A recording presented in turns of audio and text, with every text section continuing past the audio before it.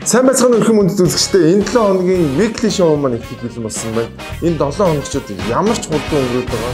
Тэгэхээр өнөөдрийн мэдээнүүд танд таалагдсан гэж би бодож байна. Тэр нэвтрүүлгээ эхэлсэн.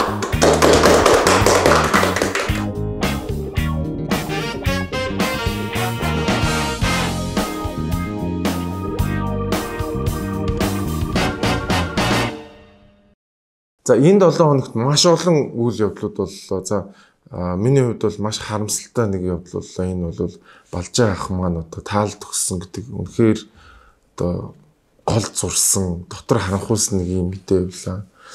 За тэгээд бас нэг эмэгтэйгийн нөхөр мөхөртэй холбоотой тэгс нэг гэр бүл нь юу ч боллоо. Тэгэхээр би өнөөдөр бол тэрийг мэдээгээр ярмааргүй яг үндэ тийм хэрүүллийг одоо ярихгүй. Гэхдээ энэ 7 хоногт яалтч үсэдэг болсон. За мэдээж энэ хүнд хэцүү зүйлүүдийн хажуугаар бас Монгол улс маань хүндийг өргөлтийн эмхтэй дэлхийн аврагтай болсон.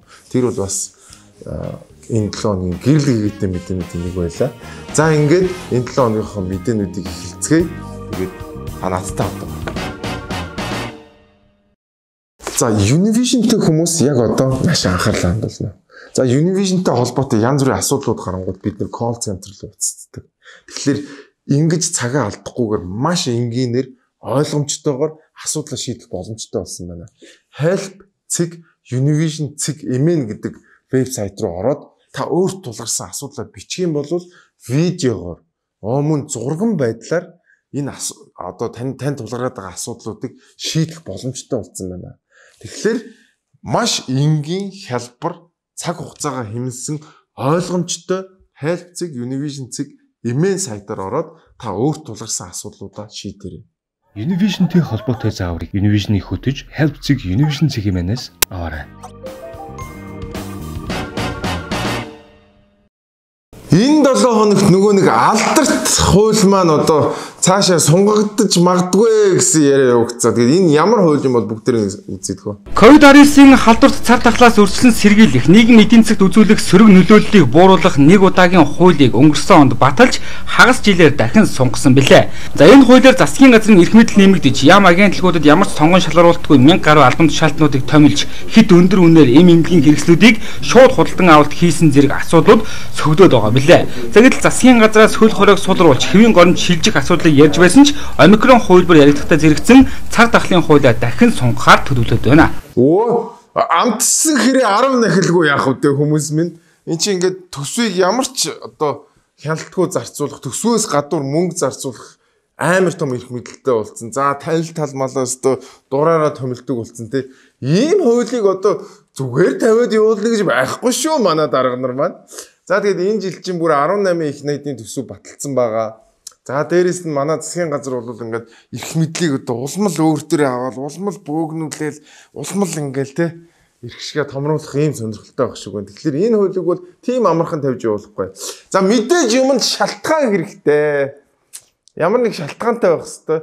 За тэгээд тэр шалтгаан айц дагуулсан амар шалтгаан байх хэрэгтэй. За тэгээд энэ шалтгаанаа яг одоо ном ёсороо айдсын цагаар одоо хүмүүс хүргэлээ. За омикроны шинж тэмдгийг хөнгөн гэж үзэж болохгүй. Өмнөд Африкийн бүгд найрамд улсын хүн ам бол одоо залуу дундаж нас нь бол 27.6 байгаа. За газар зүүн байрлал шалтгаалаад энэ улсд бол зуны үйлрэл байгаа. За өмнөд Африкт өвчт хөнгөн байна. Манай улсд одоо өвчт хөнгөн байна гэсэн ийм одоо үндслэл бол байж болохгүй. За манай улсын хувьд бол өвлийн одоо ийм хахир одоо хүнд үйлрэл ирсэн байгаа. За монголчууд одоо томоогоор одоо маш хүнд өвддөг, хавсарсан өвчтөе хүмүүсийн эзлэх өндөр байдаг нь бол одоо Монголд бол өвчлөл хүнд байна, хөнгөн байна гэдгийг бол одоо ийм таамаглал дэвшүүлэх боломжийг олохгүй байна. Өмнөд Африкт хүмүүс хөнгөн өвдөд байна гэдэг чинь Монголд бол тийм гэсэн үг шүү. Монголд бол хүмүүс харин ч хүнд өвдөн манайх хүүтэн юу яасан гэнэ те. За тэгэхээр нөгөө нэг ингээд шалтгаанаа ингэж босгож ирж штэ нөгөө хүмүүсийн айцыг ингээл сэвэл аагараа хүмүүсийн аагараа. Африкт хүмүүс хөнгөн өвдөд байгаа ч гэсэн Монголд хүнд өвдөжүүл яах юм бэ? Хуулиа сайхан цаашаа батлаад бүгдээрээ явъя. Бид нар мөнгө идмээр байна. Тендергүй шахаа юмэр байна. Аагараа. За яг л ийм болж байна. За тэгээд одоо ирээдүйд одоо бүр энэ омикроны тухай одоо бүр амар юм их яригдахгүй л дээ. Одоо тэр 3 том мунга хэлгэж нэмэргүй юм шиг биш тий. За тэгээд ингэж явсан. За ер нь энэ хууль ямар хууль юм бэ гэдэг талаар бас манай Liberty Pub гэдэг подкаст дээр яг энэ хуулийг судалсан хуулийн судлаачд бас яриа өгчээсэн. Тэрийг бүгд нэг эргүүлээ санаа. Энэ юуроос нөгөө хууль тогтоомжийн хуулиар судалгаа шинжилгээгээ хийж агаад үнэхээр энэ хуулийг батлах хэрэгтэй юу? Батлаад нөгөө хүний эрхийг хамгаалах гэдэг зорилгодоо хүрч чадах уу? Тэгэх одоо эдийн засгийн боломж байна уу? Энэ хуулийг хэрэгжүүлэхийн тулд ямар хэмжээний мөнгө төгрөг хүний нөөцөө бэлдсэн байх хэвээр ч гэдэг юм уу те хэрэгцээ шаардлагын үр нөлөөнийхөө судалгаа хийхгүй батлаад батлалангууд энэ хуультай холбоотой дурдж болох зөндөө хүний эрхийн зөрчил гарч байгаа. Зүгээр ерөнхийдөө бүр ингээ наад захын жишээ хэлэхэд энэ хуулийг 2020 оны 4 сарын 29-нд баталснаас хойш өнөөдрийн байдлаар ихэд 4 удаагийн нэмэлт өөрчлөлтийн хуульд оруулсан. За 4 удаагийн нэмэлт өөрчлөлтөөр нийт 95 зүйл хэсэгт давхартаагүй тоогоор. Давхартаагүй тоогоор 95 зүйл хэсэг заалтан дээр өөрчлөлт оруулж байгаа. За эндээс одоо юу гэдгийг те нөгөө тэр хуулиас огт ингээд 4 хэсэг заалтыг хүчингү болгож байгаа. Энийг хасая. Тэгээд юу гэдгийг нэг заалтыг хассны за ингээ хасчих тий. Тэгээд зарим зүйл хэсэгт ингээд нэг үг үсэг ч юм уу ингээд нэг юм өөрчлөлтнүүдийг ингээ хасаад дугаарлалт өөрчлөлт нэмэлт өөрчлөлтийг хасаад өөрчлөлт найруулснуудыг хасахад цэвэр яг ингээ 46 зүйл заалтыг шинээр ингэж нэмсэн байгаа байхгүй юу? Нөгөө тэгэхээр эн чинь юу гэхээр 95 удаагийн өөрчлөлтүүд дээр чинь ингээд дугаарлалт юм уу ингээд өөрчилсөн юмнууд орж болох ч гэсэн яг цэвэр ингээд хуулийг анханасаа судлаад баталсан бол хэрэгжих явцад нь 45 зүйл заалт нэмэгдэг. Одоо өөр ингээд судлал Монгол улсад ийм хуульч байдгүй байх 4 удаагийн 1 жилийн хугацаанд 45 заалт нэмдэг. Тэгэхээр энэ олгоны яг ингээд задлаад ярих юм бол энэ 45 заалттай яж байгаа яг нэг ингээд хүний эрх зөрчигдсэн кейс гарангуут нөгөө хууль дээр энэ заалт авахгүй шүү дээ аваач нэмдэг. Яг ийм юм байгаа даахгүй юу? За ийм байна. Ийм аимшигтай хуулиа одоо тэгээд дахиад сунгах тухай яриа сууж байна. Тэгээд энэ улсын хурлын гишүүд нь одоо юм боддггүй юм байна. Ингээд хамаг эрх мэдлээ аваач тэгээд нэг нөхөрт нэг ийм толгойтой хүнд өгөөд өөрөөсөө ямар ч эрх мэдлгүй ингээд байгаа. За энэ хууль үүргээ биелүүлж чадсан нь хамгийн том асуулт. Энэ хууль үүргээ биелүүлж чадсан уу? Эдийн засгийн хүндрэлийг одоо бууруулж чадсан юм уу? Өвчлөлийг бууруулсан уу? Үхлийг бууруулсан уу? Үгүй чадаагүй. Хамгийн өндөр үхэлтэй орн болгосон, хамгийн өндөр тархалттай орн болгосон эдийн засгийн хувьд илгээр нь мүлгүүсээ энэ хууль чи. Ямар ч үүрэг гүйцэтгээгүү. Энэ хууль нэг л юмд үүрэг гүйцэтгсэн. Тэр юу байсан бэ гэхээр дарга нар, тендерчид, шахаачид маш их мөнгө хийсэн. Хэдэн тэрбумаар, хэдэн 100 тэрбумаар нь ашиг хийсэн. Хэдэн их найдаар нь ашиг хийсэн. Маш олон одоо төсөл хөтөлбөрөөр орж ирсэн мөнгнүүд хаашаа орсон нь мэддэхгүй алга болгосон. Ийм л хууль. Тэгэхээр энэ хуулиа бол батлуулах сонирхол байгаа юм байна. Тэгээд энэ хууль мэдээж Монгол юм чинь батлагдаад явах байх. Яг гэвэл манай дарга нарын идэж уухын одоо хүсэл нь ямар барагдах вэ штэ монголчууд гэнэ. Таарэ шамбармаар шаналж явах юм биш үү? Хэрвээ тийм бол Филибожио 600 бэлтгэлийг уугаарай. Энэ хийдэг биш, уудаг юм. Таны шамбармыг гаднаас ч юм биш, дотроос ч юм. Бүгд байнта сууцгаа гэдэг нь ойлгохгүй байна уу? Шамбарм Ойлгож байна. Уучлаарай. Надад ч бас энэ асуудал байсан. Гэтэ би юмс хэрэг олсон. Шамбарм Филибожио 600. Гү та чи яаж ийна? Энд чи уудаг юм. Шамбармыг эмчлэгч Франц таблетик. Филибожио 600-г шамбармын үеэр усаар даруулаад уучих. Зүгээр дээ. Яаж ч шамбарм Филибожио 600 байдаг гэдгийг мэдэж авлаа. Шамбармны боол бүү бай. Энэ 7 хоногийн бас нэгэн онцлог ёстой үйл явдал бол мэдээж Монгол улсын ерөнхийлөгч Ухнагийн хүрэлцэх Орос улсад айлчилсан. За хамгийн гол нь Орос улсад айлчлахын хамгийн гол зорилго гэхээр Путин гэдэг хүнтэй уулзах зорилготой байсан. Хоёр улсын харилцаа ашигтай хамтын ажиллагаа маань дээр үеийн түүхтэй. Энэ жил бид дипломат харилцаа аль биесээр тогтоосны 100 жилийн яг тэмдэглэл өнгөрүүлв. Манай улс орон Монгол улсын тусгаар тогтнолыг хүлээн зөвшөөрсөн анхны улс байжээ гэдгийг анхааруулъя. Анхааруулаа. Эднэр та нарын царслаж гэдэг юм яваад шүү дээ. Юу зэрэг минь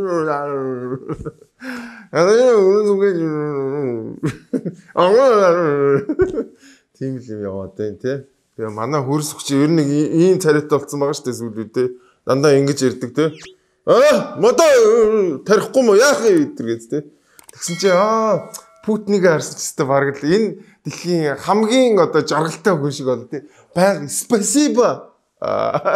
Орсоор хэлээд үрстэй. Үнэхээр жаргалтай байлаа. Тэгээд ёстой нэг хайртай хүнээ харсан юм шиг л одоо баяр жаргалтай байсан. За тэгээд олон асуудлуудыг хилцэж явах шиг байна. Тэгээд мэдээж энэ айлчлалын төгсгөлд ер нь яг юу болоод өнгөрвөө гэдэг талаар бас нэг дүгнэлт гаргаад хүмүүст мэдээлэл хийх баа гэж бодож байна. За тэгээд энэ үеэр ер нь хөрс өх дараагаас илүү одоо нэг хүн сенсацд өртцөө. Монгол улсын эрхлэгчийг олон улсын Внукова 2 нисэх онгоцны буудалд угтаавч 2 улсын төрийн дуулыг эгшиглүүлв. Энэ хоёр улсын хурлын гишүүн өнөр болор шинээр бичигдэх 100 жилийн түүхийг эхлүүлэх торгон агшинг мөнхлөх айлчлалын гэрчин болж байгаад баяртай байна хэмээн селфидсэн бодлогогүй үйлдэл нь олон нийтийг ихэхэн бухимдуулж байна. Манай өнөрөө гишүүн маань яг энэ селфи хийхэд бол маш их өөрөөсөө одоо юу гэдгийг те золиосыг те хүчин чармаалтыг гаргаж байгаа хгүй. Яасан гэхээр эхлээд онгоц Монгод хамгийн дөрөнд хаалган дээр ойртоо зогссон байгаа тий. Онгоц гол хөөе өнөрөө гişүнэ яагаад яваад байгаа юм бэ гэдэг. Би газ төрүүлж буугаад та нарыг яг бууж байгаа зургийг чи авмаар байна гэх тий. Тэгээд ингээд хүмүүс бууж байгаа хажуугаар нь ингээд гүүсэн байх учиртай тий. Ямар ч юмсан хажуугаар нь гүүж чаад тэгээд тэнцээ яг хүмүүсийг буугаад явгууд нь ингээд селфиг авсан. За тэгээд манай өнөрөө гişүн маань дандаа л нэг иймэрхүү сонин юмд ингээд орооцолтод одоо хүмүүсийн хил амны бай болоод идэг болцоод байгаа шүү. Тэрийг анхаараарай. За тэгээд яг Оросын айлчлалны одоо хамгийн том сенсац нь баг энэ өнөр болор гişүүл байх шиг байна. За тэгээд энэ хил одоо энэ айлчлал бол Монгол улсын хувьд бол маш чухал айлчлал. Ер нь бол Орос улс маань бензин, за тэгээд цахилгаан, за тэгээд маш олон одоо Монголын улс төрд бол маш нөлөөтэй байдаг. Тэгэхээр энэ одоо энэ асуудлуудаа яриад шийдэх юмнуудаа шийдэж шийдвэрлэхгүй юмнуудаа бас шийдвэрлэхгүй гэдгийг хэлээд ингээд энэ айлчлал бол дуусгахаа гэж бодсон. Тэгээд ямар ч байсан амжилттай айлчлал болоосоо гэж одоо хүсэж байна. Энэ 7 хоногт бас нэгэн гишүүн бас л бөө хүмүүсийн хил аманд орооцлоо. За тэгээд юунаас улсан бэ гэхээр парламент телевизээр гарсан нэг ярилцлаганаас болоод хүмүүсийн одоо шүүмжлэлийг одоо нэлээд авлаа юм. Гол одоо татврын шилжүүд нь юу орж ирэх юм гэхээр бид нар бол энэ баялагын татвар буюу чинэлэг тансаг хэрэглээний бараан дээр татваруудыг ногдуулах ёстой. За мөн одоо бас тодорхой судалгаа юуны үндсэн дээр үйл хөдлөх хөрөнгийн татваруудыг одоо тодорхой шатлалтаар одоо нэмэх юм боломжийг судалнаа. Тухайлбал одоо иргэн хүн одоо үр хайл нэг одоо үйл хөдлөх хөрөнгөтэй байлаа. За тэгвэл 2 дахь ба 3 дахь дээр нь үйл хөдлөх хөрөнгийн татварыг нь одоо нэмж өгөх ёстой. За ингэж бид нар зах зээл дээрх үйл хөдлөх хөрөнгийн одоо үнэнд тогтвортой байхад нөлөөлж чадна. Хоёрдугаарт нь одоо тухайн одоо нийгмийн одоо баян чинэлэг давхар маань хэд хэдэн орон сууц гэдэг юм уу үйл хөдлөх хөрөнгийг одоо төвлөрүүлэх энэ байдлаас одоо бас одоо энэ байдлыг арилгах буюу нийгэмдэх одоо баян усны ялгааг бууруулахад энэ нийгмийн дахин хуваарлтын буюу энэ прогрессив татврын систем одоо их чухал үйлчилдэг. За дээр нь ер нь тансаг хэрэглээний татварыг нэмэх ёстой. Йоо яах ёстой бэ чи юу болоод байгаа. Хөө ямар амар социалист үзэлтэй хүн бэ чи бүр юу вэ те. Ингээд ерөөсөл татвар нэм бүгдийн татвар л гэ те. Одоо 2 үйл хөрөнгөтэй гэдэг чинь за байртай тэгээд лагерийн байшинтай байж болохгүй юм шүү дээ. Тэгвэл лагерийн байшингаас ч заавал татвар авах гэсэн үг те. За тэгээд манай Монгол одоо ер нь бол Монголд бол ер нь ихэнхдээ л ядуу хүмүүс байгаа. За тэгээд нийгмийн дахин хуваарлт гэж яриад тийм тий. Татвар аваад тэгээд буцаад тэр ядуучууд өгөх юм байна л да. Манад яг үнэндээ хүрхий баг баялаг бүтээгчд нь баг хамгийн ядуу хүмүүс нь бийдэг шүү дээ. Тэгээд ямар ч амьдралгүй нөгөө нэг айхтар том Европын орнуудыг явуулдаг бодлого ингээд Монголд ирээд байгаа юм. Хөрсөн дээр буулдаа манай Монголд нэг хитгэн баян хүн байгаа. Тэр нь дандаа төрд ажилдаг. төрөөр баяжсан, төрөөр төсөн тэр бомтнууд.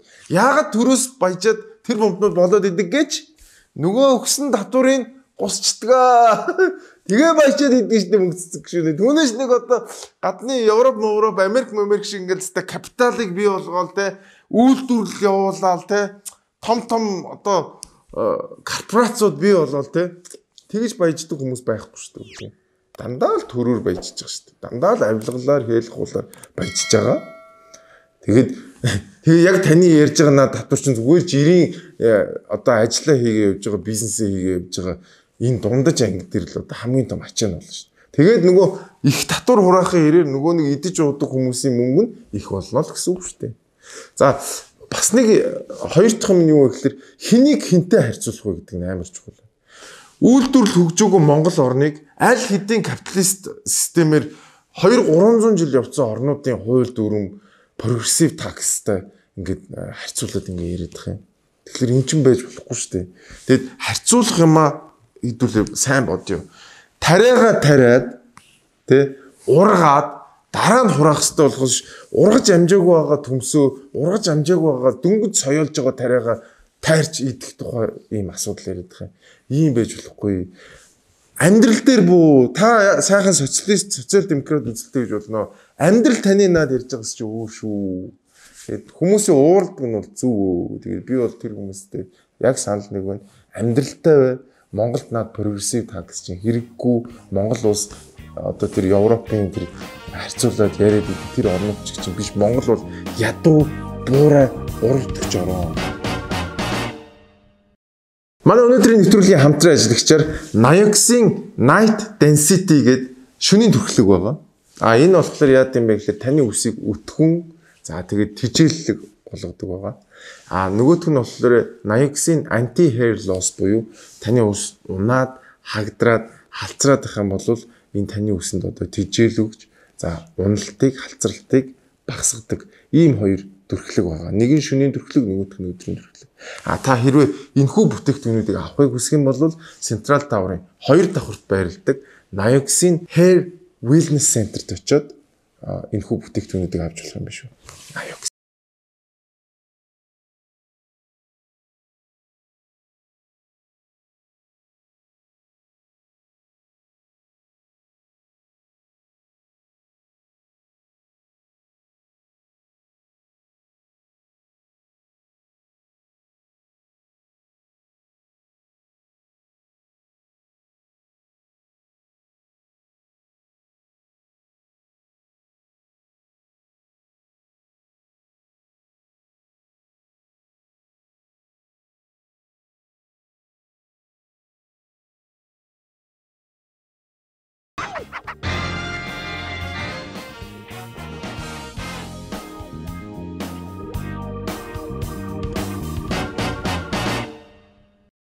Энэ 7 хоногийн бүр баг хамгийн топ мэдээ байж магадгүй.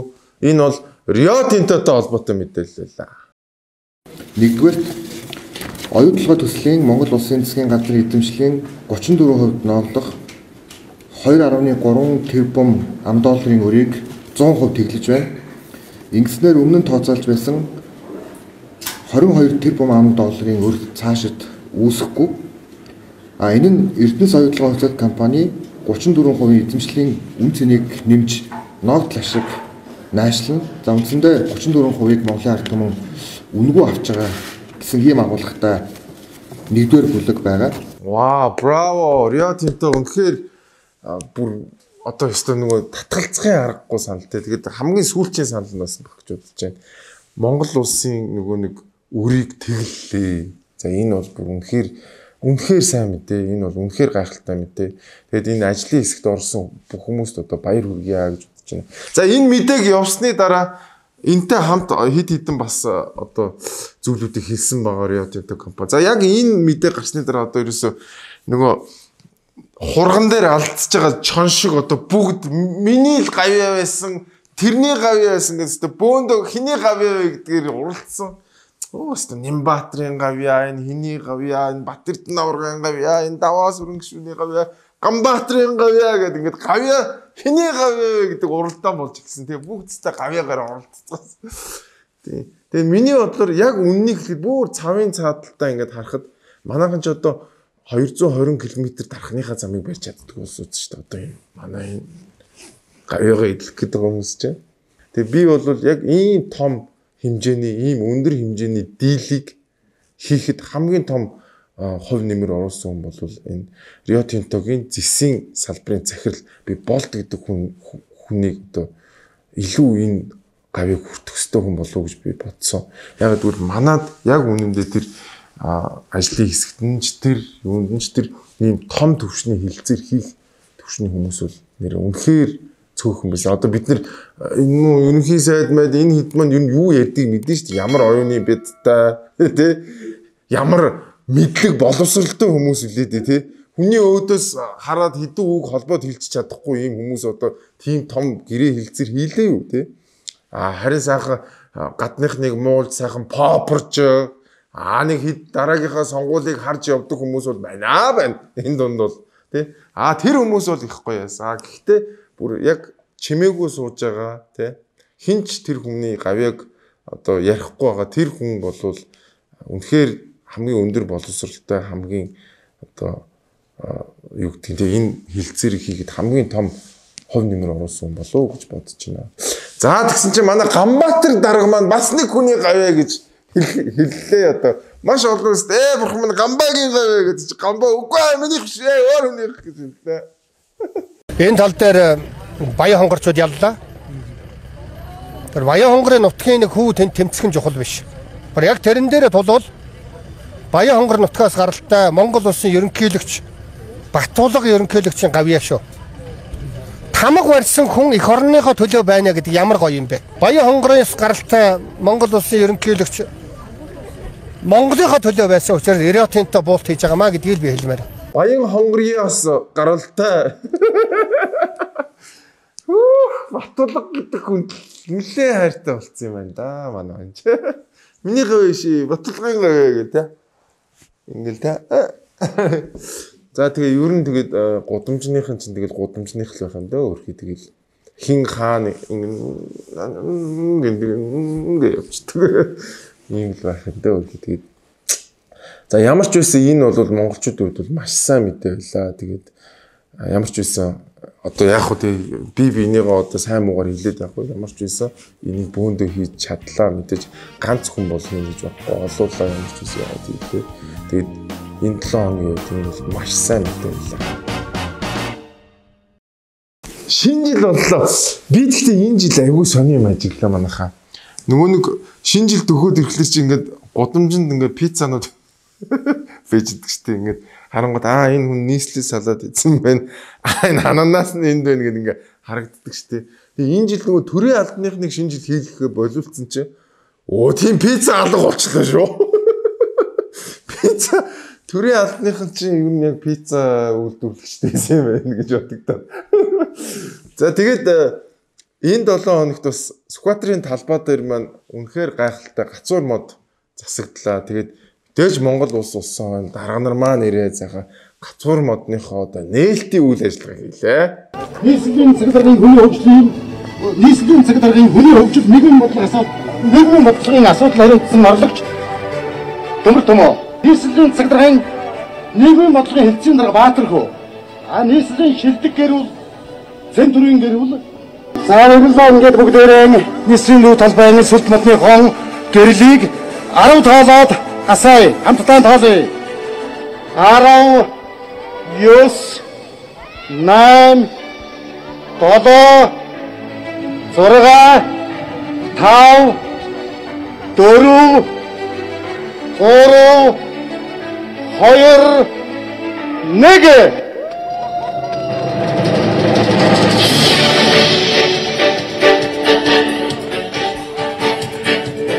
Монгол түмэн маань шинэ жилдээ аз жаргал баяр баясгалаараа бэлгэж байхын өнцөг төрөлийг өргөн төвшүүлье. Маасаж нөгөө л нэг гацуур маань байсан. Тэг юун ч лаглаг дараа нийгмийн бодлого хариуцсан дарга нар нэрж нэг юм шүү дээ. Ер нь бол энэ бол нийгмийн бодлого юм байгаа шүү. Тэг яг нэг гээд ингээ ассан чи та нар харсан. бөөсөрцөн цамц шиг нэг тийм гэрлэнүүд ингээд ялтагнаад ингэж юм тий. Тэгээд ер нь жоохон дизайны хувьд ч гэсэн ер нь би яг энэ талбай дээр байгаа ёолкийг харахаар тэгж боддог шүү дээ. Яг юм төрийн юм өстө үнэхээр төрийн л байх юм да гэд. Тэр доор нэг сонин бичиг байсан чи хүмүүс шүүмжсэн чи бас аваа ичжээ. Өөр нөгөөдх өстө дороос олоо. Сошиал дээр мууллаас олоо хэлсэн манай дороо. Тэгээд нэг иймэрхүү ёолктой. За яах вэ тэгээ ёолкгүй байснаас л дээр юм да тий. Ямар ч юм хөргийн удган мод шиг ингээ байжсэн дээр.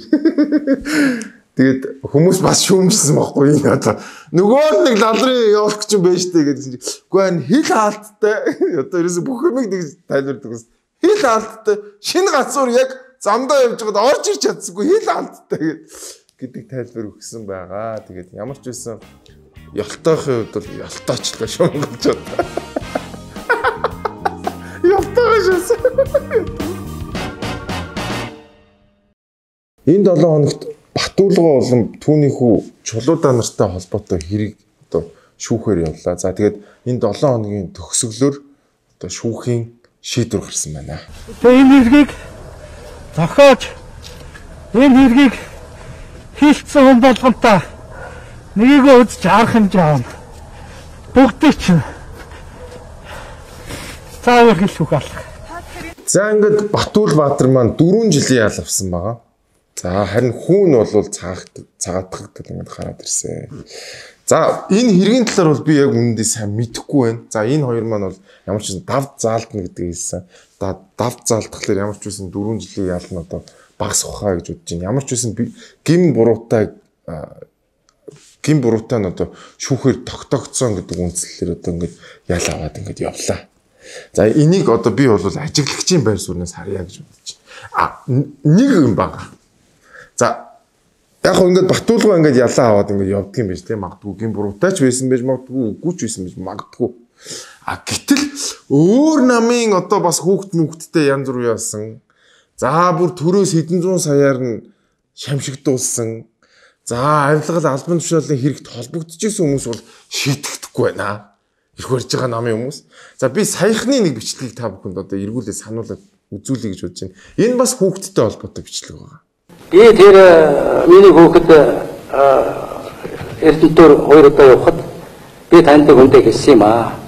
Нэг ийм яриад авах юм аа. Боломжийн юм байд юм бол тэр хууль номынхын хүрээнд өөртөө ч хүндэж хавуулахааргүй туслахыг бодож гуйсан юм аа.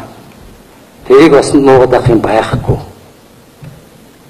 Хинч гэсэн хүүхэд нэг жаах юм гэж оролдоход хууль ном зөрчгөргүй хүрээнд бол ганц үг хэлэх бол хүний ёсны асуудал шүү дээ. Энийг хаацаалаад нуугаад бултаад авах юм байхгүй. Йоо энэ бүр ёс зүй те энэ мараалын хувьд бүр ингээд ийм амир энэ бол хүний л ёс гэнэ. Үгүй наадах чи хууль зөрчөөдийн нэмд орж даргаа. Та ашиг сонирхлын зөрчлийн хуулийг зөрчсөн байна. Бүр эн чин цаашаа яваад авилгалч болж магадгүй. Хууль зүйн сайд хүн нэг хүн рүү яриад манай хүүхдэд тусалчаарай гэж хэлж болдгоо маа. За тэгээд энэ ажлыг авсан байгаа хүүхд нь аваад хийсэн байгаа. Энэ нь бас зүгээр бага дүнтэй мөнгө шээ. За одоо харж гинүү те. За нэг хүн бол хүүхдтэй бүр туслаагүй бараг чи наадахнаасаа бойл гэж хэлсэн байгаа бүр. Өөрөө Батуулга өөрөө ярьж байгаа. Бүр тэрийг мэдээчгүй гэж байгаа.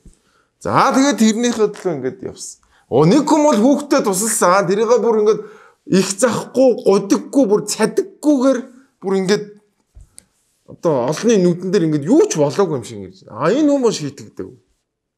За нэг ийм ялгаатай. Тэгэхээр хуулийг ингээд өөр хүмүүс өөр хэрэглээд байгаа юм уу? Тэгвэл хэрэгжилж байгаа бол бүгдэнд нь л ижлэх юм байл та. Нөгөө нэг жидүүчтэй яасан. Нэг нь чоронд орохгүй. Бүгдээрээ одоо сайхан наранд ингээд явж байна. Нөгөө нэг бөө авилгалын хэрэгтэй хүмүүс яасан. Нөгөө том албамшилтай. За манайхан бол чипакуудаа барихтай бол их сайн юм билээ. Том албамшилтнуудыг бол барихгүй шүү дээ манайхан. Явуулаа.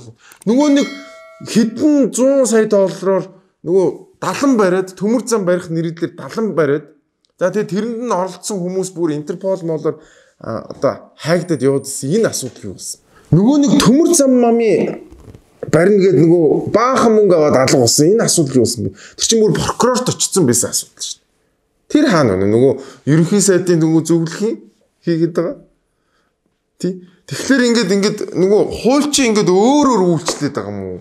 Хинд нь хэрэг үүсгээд прокурорууд нь хинд нь хэрэг үүсэхгүй.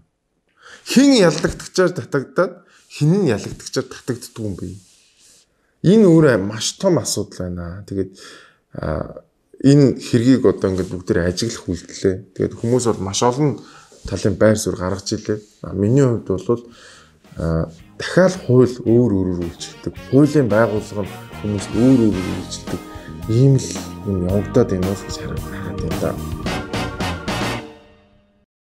За энэ 7 хоногт бас их тийм нийгэмд одоо их эерэг сайхан мэдээ явуулаа. Энэ бол саадаг ээж нарын тухай мэдээ байлаа. Оюутан байх хугацаанд гэр бүл зохиож хүүхэд төрүүлсэн ээжүүд цөөнгүй бий. Суралцах явцдаа хүүхдээ өсгөх нь тэдний хувьд хүндхэн даваа байдаг. За тэр дундаа хүүхдээ орхиод өдөржин хичээлдээ суух нь хамгийн хэцүү зүйл. Хөхөн чинэрсэн охид анги танхим ариун цэврийн өрөөнд хүүхдээ хөхүүлэх эсвэл хүүхний сүүгээ саах явдал олонтаа тохиолддог. Тэгвэл анагаахын шинжлэх ухааны үндэсний сургуульд суралцдаг хөхүүл ээжүүдэд зориулж хүүхний сүүгээ саах, хүүхдээ хөхүүлэх, хөхүүлээжийн бүхээгийг бий болгожээ. Энэ нь хөхүүл оюутан болон багш нарт хүүхдээ эхийн сүүгээр хооллох боломжийг олгож байгаа сайн жишээ юм аа. Вау, браво! Ямар гоё юм бэ. Тэгэд энэ бүхээгтээ бас хөхүүл багш нар бас байгаа юм байлээ. Хөхүүл оюутан багш нар бөөндөө ирж нөгөө саадаг тийм л юм явчихад байна л та. Тэг яг хичээл дээр сууж байхдаа тхих юм шиг. Яна найз нь саачаад ирья. Тэгээд яг нөгөө өрөөндөө ороод гоё саах юм. Энэ бол өөрөө эмэгтэй хүний их хүний за дээрээс нь одоо хүүхдүүдэд хүртэл айгуу тийм тустай ийм үйлчлээс яа гэвэл хүүхдээ ороод хөхүүлт юм болов уу эсвэл зөвхөн саадаг юм болов уу? Зөвхөн саадаг бах тий. Хөхүүлт юм болов яг саадаг л хэл та. Саах тийм кабинуудыг бэлдсэн байна. Тэгээд энэ бол өөрөө эмэгтэйчүүдэд эхчүүдэд маш хэрэгтэй юм үйлчлэг болсон байна. Тэгээд ер нь бол мэдээж манай анагаахын сургууль чи олон жил сурдаг. Тэнцээ чи нөгөө олон жил сурж байхад мэдээж төсвөр алдаа шүү дээ тий. Боли хүүхд төрүүлээ тий. Энэ чи бас хүний биологи хэрэгцээ байна. Тэгээд маш олон жирэмсэн оюутнууд бас байдаг юм шиг байна. За тэгээд ямар ч байсан юм саадаг кабин тий. Саадаг кабинтай болсон байна. Тэгээд энэ бол энэ 7 хоногийн бас гэгээлэг мэдээнүүдийн нэг байлаа. Тэгээд хөхөө битгий чинрүүлээрээ охтуудаа сайн саагаад. Ингээд энэ 7 хоногийн маань weekly show үгээр өндөрлж байна. Тэгээд маш их одоо мэдээ байсан боловч би та бүхэнд маш одоо баг хэсгийн буюу туслын чинийг л одоо та бүхэнд хүргэлээ. За тэгээд өнөөдөр өстө ганц зүйлийг хүсмээр байна. Энэ юу вэ гэхээр энэ ковидын хууль гэдэг энэ новшин хуулийг дахиж битгий сунгаасаа. Энэ бол иргэдийн хүний эрхийг зөрчдөг. За дээрэс нь ямар ч одоо ажиллагаагүй хууль. Хэрвээ ажиллагаатай байсан бол өнөөдөр Монголд ковид ийм хэмжээнд хүрчээд явахгүй байсан. Энэ бол ямар хууль вэ гэхээр эрх мэдлэлтнүүд эрх мэдлээ тэлэх одоо хяналтаас гадуур мөнгө гусах тий өөрсдийнхөө хамаатан садныг томилох өөрийнхөө эрх мэдлийг нэмэгдүүлэх нэг хүн дээр илүү их эрх мэдлийг авч тавих ийм л хуулаа. Тэгээ улсын хурлын гишүүдээ та нар одоо энийг ингээд зүгээр хараа суугаад байх юм уу? Та нар ажиллаа хийгээч. Уг нь та нарын ажил шүү дээ энэ чинь. Тэгэхгүй тэгээд хамаг эрх мэдлээ авч нэг хүн дээр өгчөөд өөрсдөө ингээд ангаагаад одоо ингээд таржил вэ гэдэг ингээд суугаад иж болохгүй хаа. Тэгээд ингээд хүний эрхийн зөрчлийг хараад энэ их мөнгө идлэг уулыг хараад ингээд суугаад иж болохгүй. Энэ хуулийг битгий цааш нь үргэлжлүүлсэлээсэ гэдэг дээр иргэний нийгмийн байгууллага, улсын хурлын гишүүд бөөнөрөө энийг болиулах тал руу явуулахгүй болохоо үлдсэн шүү гэж хэлмээр байна. За ингээд өнөөдрийн маань нэвтрүүлэг үгээр өндөрлж байна.